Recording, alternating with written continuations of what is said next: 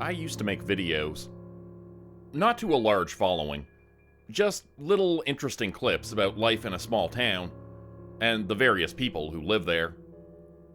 It wasn't just content for the sake of content. It was a record to show what life was like in the 2020s, for the folks of Tomskog, Minnesota. I'd done a couple of videos already. One was about the old couple running the corner pub. One was about a landlord. And another was about the principal of the local high school, and their apparent pool troubles. Long story. I was doing a shorter video about a woman named Marla. She was a beekeeper who worked with moving, intrusive hives. This kind of content gets a lot of views, so I figured I'd do a more compact but better edited video this time around. I'd done my research, prepped my gear, and was raring to go. I met Marla on a Thursday morning in late May. We took her pickup, had a gas station sandwich for breakfast, and stopped for a quick coffee. I talked to her about her job, her life, and her aspirations. Small town stuff. She was the kind of woman who was happy as long as she could keep up with her payments, and have a bit left over for a Netflix subscription. Wholesome. She drove me out to the site of the day, talking to the camera as we went. We were turning further and further off the paved roads, as the suspension struggled against weeds, rock, and gravel. "There's a hive near the walking trail," Marla explained. "A couple of folks called in about their dogs getting scared. Should be fine, but we're gonna gear up just in case they're mistaken." "You expect us to get stung a lot?" I asked. "Not really," she smiled. "Not if you know what you're doing. But there have been times when folks have called in about a hive and it turned out to be paper wasps. Not as pleasant as honeybees." "No," she laughed. "No, they really aren't." We passed through a section of trees that covered both sides of the road, the branches hanging low enough to scrape the hood of the car.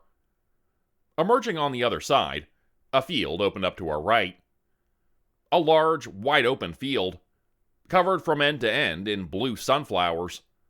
A local variety that is, apparently, sort of rare. I asked Marla about them. "The blues? Yeah, they were introduced as a sort of gimmick back in the 1930s, I think? 1940s, maybe? They're actually quite invasive. I'm surprised there aren't more of them around." "But bees can make honey on them?" "I guess." She nodded. "They're just sunflowers." "Have you tried it? Is it blue?" "Can't say that I have." She laughed. "I'm sure it's fine. Ordinary sunflower honey is fantastic. Kinda earthy." We got out and suited up. It felt like putting on a tent. Marla shared some interesting bee factoids that I didn't manage to catch on camera, but I made a mental note to ask her to repeat it later. Of course, I wouldn't. I'm kinda forgetful.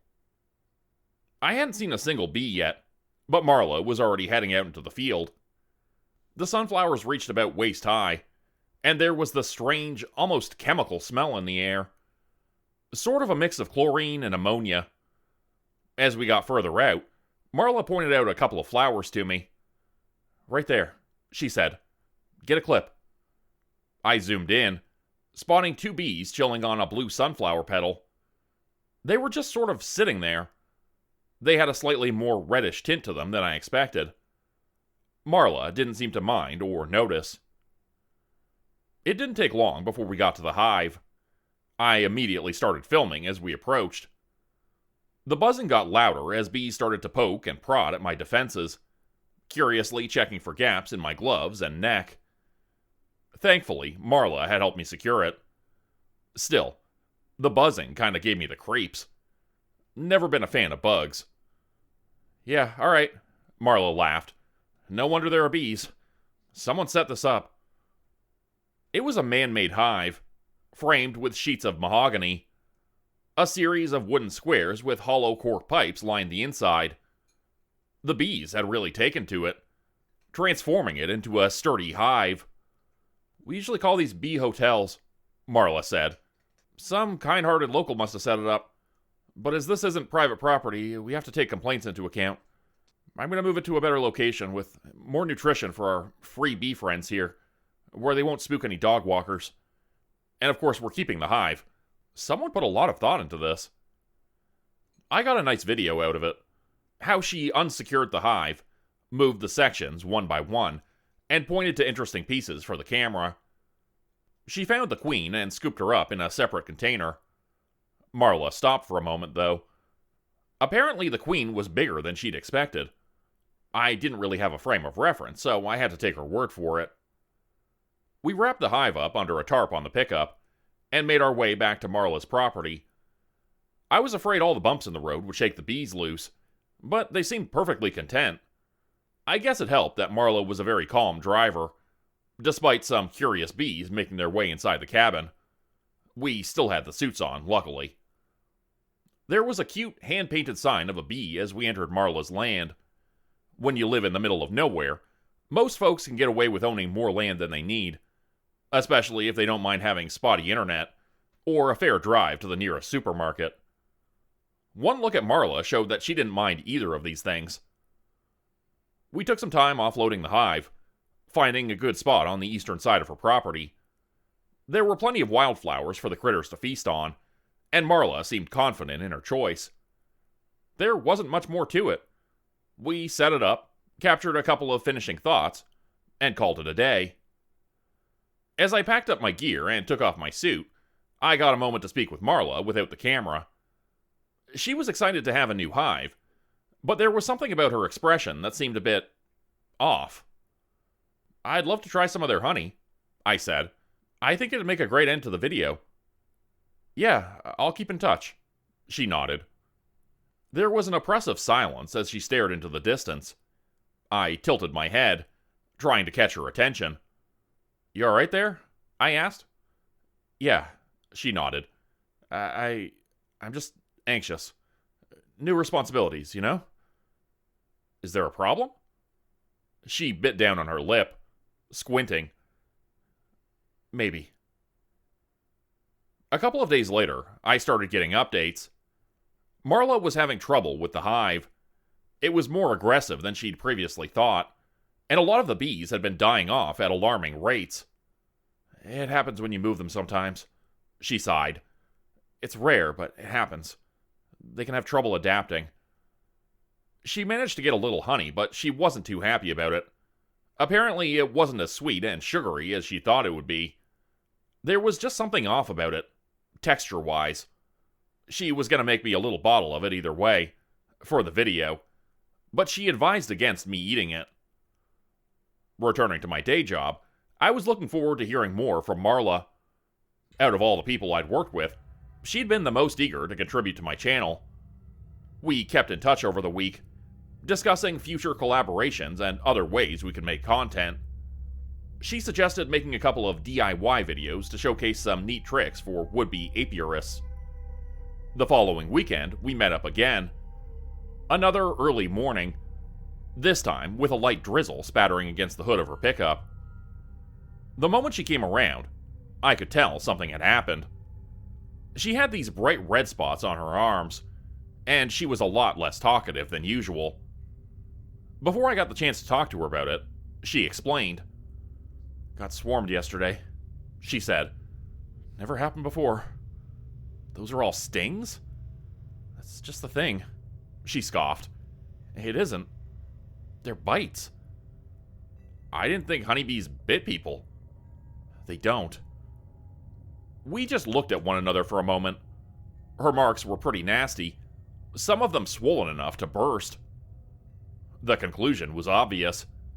These weren't ordinary honeybees. We made our way back to the field where we'd found them. I did a little filming, but Marla was self-conscious about her arms. She was scared that it might dissuade people from working with bees, and she kept repeating how it was her fault for not handling them correctly. She said it so many times I couldn't help but to feel that she was trying to convince herself rather than me, or an audience. We made our way out into the field. Marla flipped open a pocket knife and bent down to check the flowers. Cutting one off at the stem, she examined it for a moment. She held it up for me to see for myself. I looked it over, but couldn't see anything strange, apart from the obvious blue color. "You gotta touch it," she said. "Check it." So I did. As soon as I touched it, a few petals came loose. The flower was clearly dead and dry. Checking out a couple more, we came to a startling realization. The entire field was, in fact, completely dead. Bone dry of pollen and sustenance. And, according to Marla, it must have been dead for months. I didn't really understand why that was such a big deal. Because, Marla explained, the hive flourished out here, in the middle of the field.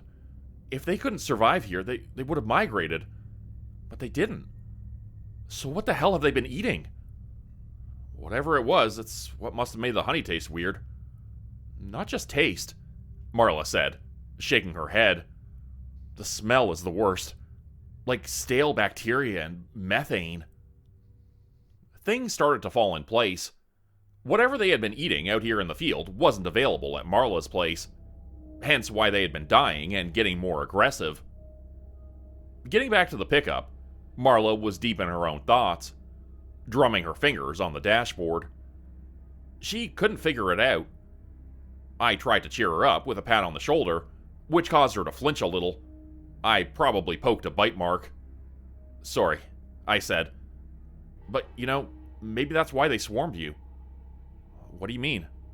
Well, maybe they tried to eat you up, I chuckled, pointing to her arms. Bees don't do that, said Marla, her face stern. I know, I nodded. Sorry, bad joke. But I could tell I planted something in Marla's thoughts. Something that worried her. As we went back to her property, she explained that there was indeed a kind of bee that was carnivorous. There was a type of bee called the vulture bee that fed exclusively on meat. Mostly carrion, though. They weren't active hunters. They couldn't be, as they were stingless. You think these might be vulture bees, then? I asked. They live south of the border, she explained. Can't imagine them just, popping by. And even so, they wouldn't be this aggressive. Would explain the honey, though. Marla's face went pale. Had she been eating meat honey?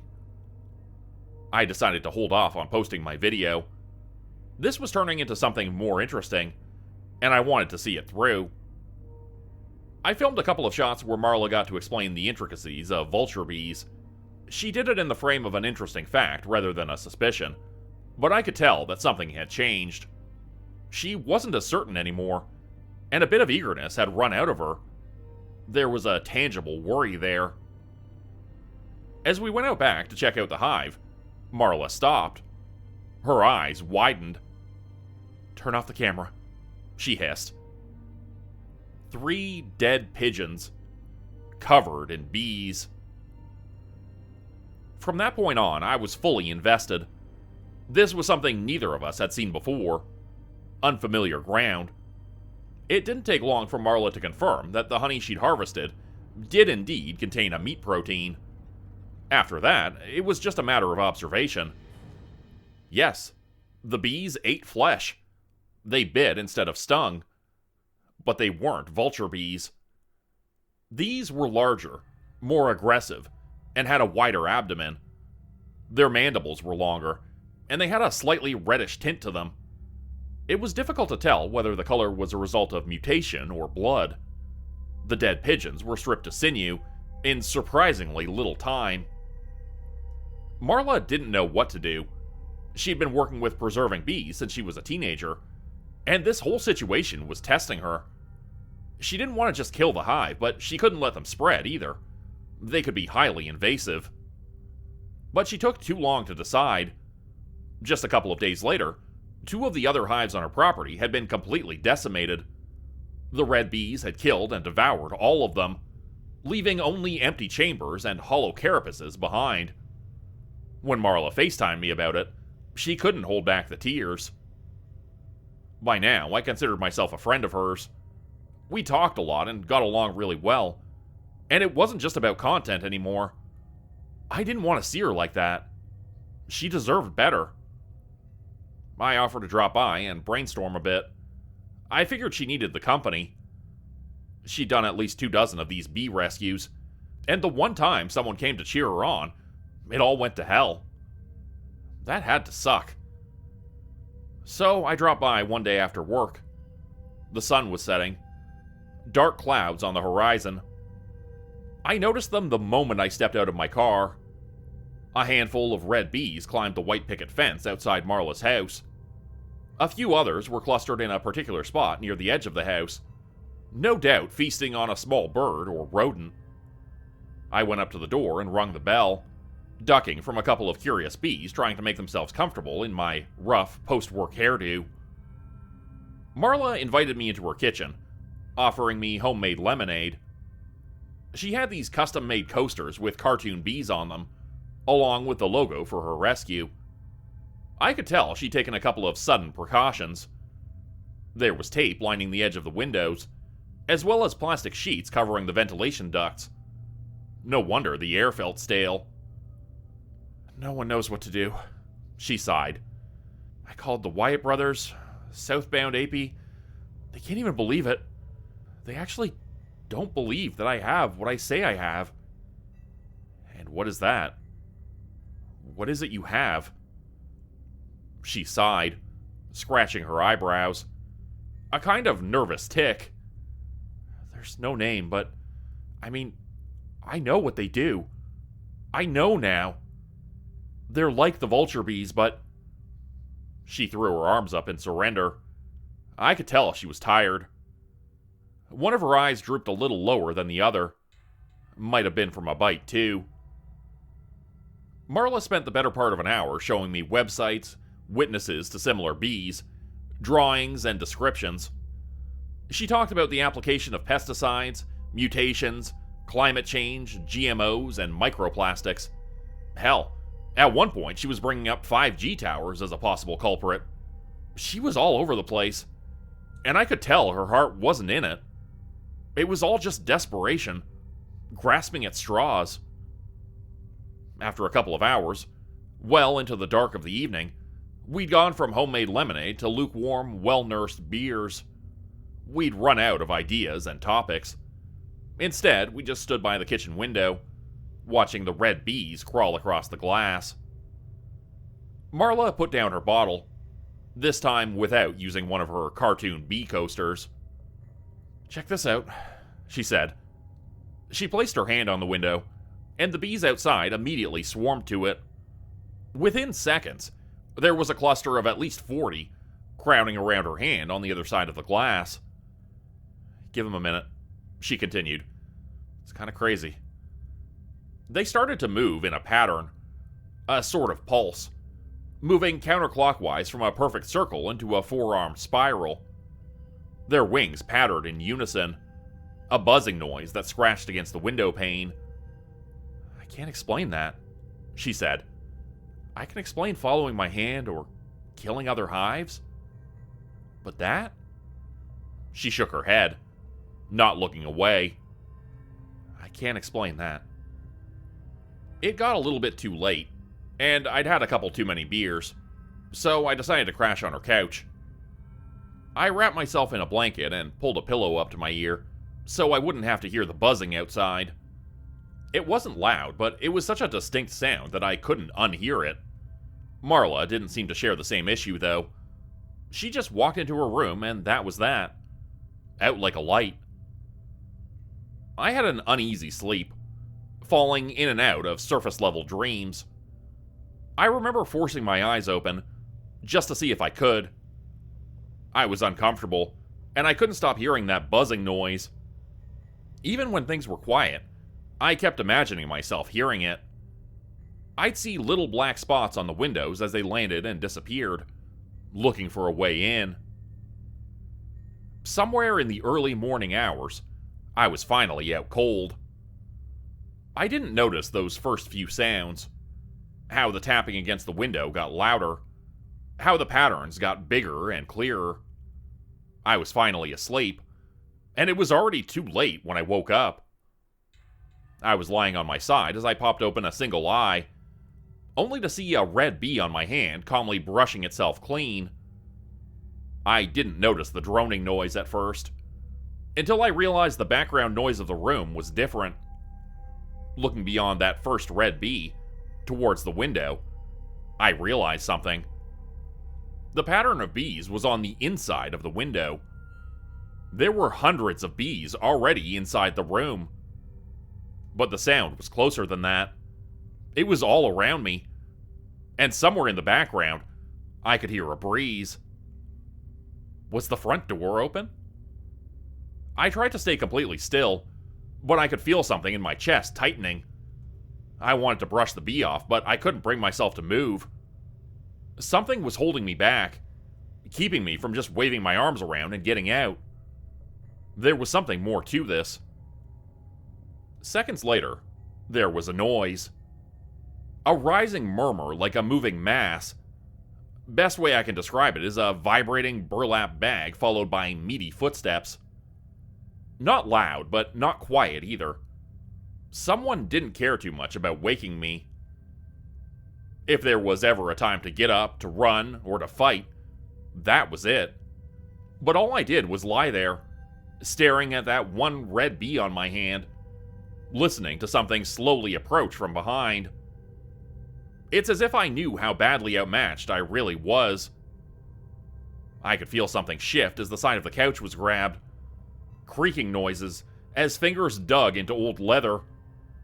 Snapping sounds, sinew and muscle stretching and realigning under a thin layer of skin. Forced breathing and hissing descending on me from above. Little sniffs, then silence. I held my breath. You took my hive. Less of a voice, and more of a collision of wings and carapaces. A shaped buzzing. The red bee on my hand looked straight into my eyes. Not a single twitch. Nothing. I didn't, I whispered under my breath, trying not to move my mouth. I didn't. There was a pause. A sudden shift as someone stepped back. A little moving mass came loose, dropping on top of my blanket. A handful of red bees, carefully spreading out to investigate me. Behind me, footsteps, leading into Marla's bedroom.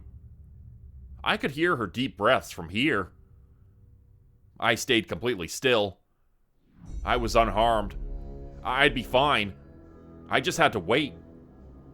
Every nerve in my body felt like it was put through a white fire.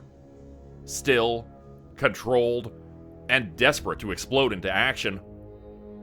As little creatures made their way across me, carefully looking me over, the pores on my skin were screaming at me to move, itch, and shudder. I could feel the hairs on my neck rise, only to be tugged on by eager mandibles. Then, a scream. Marla screamed. A bloody, mind-piercing screech. The kind of scream that you just know means pain. Hearing it was like a physical push, and I couldn't hold myself from acting any longer. I rolled off the couch, trying to shake the bees off. The cluster on the window exploded into a disorganized attack, swarming every piece of me, and the room, and the adjoining kitchen. They were inside my clothes, in my hair, in my eyebrows, and they were going to eat their fair share. Every bite was white hot, followed by a sudden stinging cold.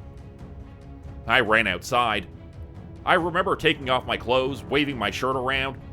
Shoeless and burned by bites, I ran from her house, making as much space between me and the hive as possible. There was this blur of buzzing, biting, flailing, and screaming.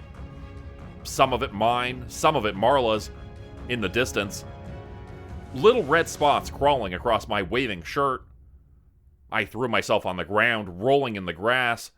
I smacked my body with the palm of my hand over and over, ensuring me that the little tickle I felt wasn't another one of them. Then I just lay there, panting in the grass. They were gone. A single red bee on the palm of my hand remained, carefully brushing itself, before casually flying off. I could feel the soothing morning dew on my cheek. I slowly sat back up, leaning against a tree. I could see Marla's house in the distance as I gasped for air. There was a heaviness to my lungs, like I couldn't completely fill them. A man stepped out. Or at least the shape of a man. It was hard to tell at that distance. It was as if he wasn't completely solid. His silhouette kept shifting even as he stood still.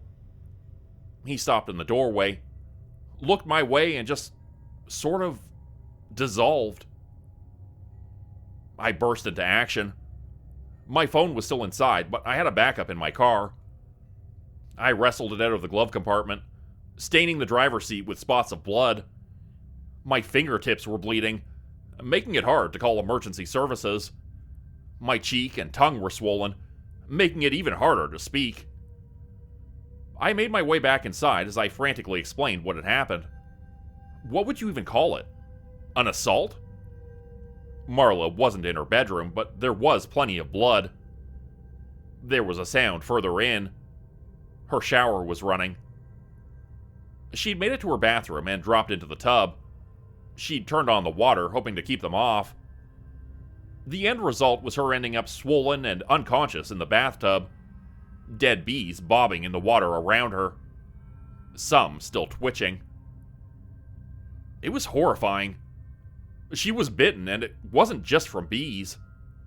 There were miscolored marks from all kinds of stings, coloring her skin both a burning red, a pale white, and a faint green. Her neck was almost as thick as her head. But she was alive. Emergency services arrived. They managed to keep her alive, but she had to be put on a ventilator. They claimed she'd had a massive allergic reaction. They said something similar about me, completely ignoring the eyewitness account of a strange intruder. It didn't help that neither me or Marla could say the slightest comprehensive thing about their appearance or identity.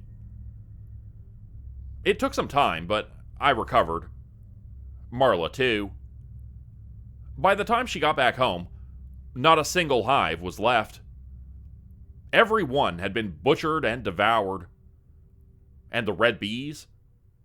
Well, they were just gone, along with their handmade hive. Not too long ago, I talked to a friend of a friend who worked at the sheriff's office. I told him where we'd found that first hive. He asked me at least 3 times if I was sure it was that specific spot. Of course I was. I even had a clip of it. Turns out, that place had been the discovery site of at least half a dozen unidentified bodies a couple of years ago. Which, in turn, made me wonder. A couple of wanderers in the area had spoken about finding dead animals on the trail, only for them to be gone the next morning. It wouldn't surprise me if that field was littered with bones. But, with the way these things work, there's no telling what else might have gone missing along that trail. That conversation is what spurred me to write this all down. Marla and I will never publish that video, and for all intents and purposes, neither of us will bring it up. This never happened. This couldn't be real. We can't move on with our lives if we keep talking about it, because there is nothing we can say that will make it all right. Instead, she has new hives.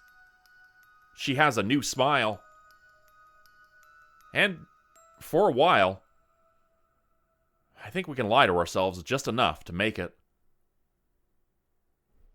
Become a channel member today for early access, bonus videos, and special emojis only available to members. Check out the description below or click the join button for more info. If you'd like another way to help support the channel, please consider joining my Patreon page at patreon.com/JordanGroupHorror. As a patron, you'll get access to bonus videos and content. You'll be credited at the end of every video going forward, and if you decide to stay for 3 months, I'll name a character after you, which will be featured in a Hollow's End story. Links to join the Patreon are in the description. Thanks everyone for listening. Please like, subscribe, and comment to help the channel continue to grow, and see you again next time at 4 p.m. Eastern Standard Time. Hope you have a great night.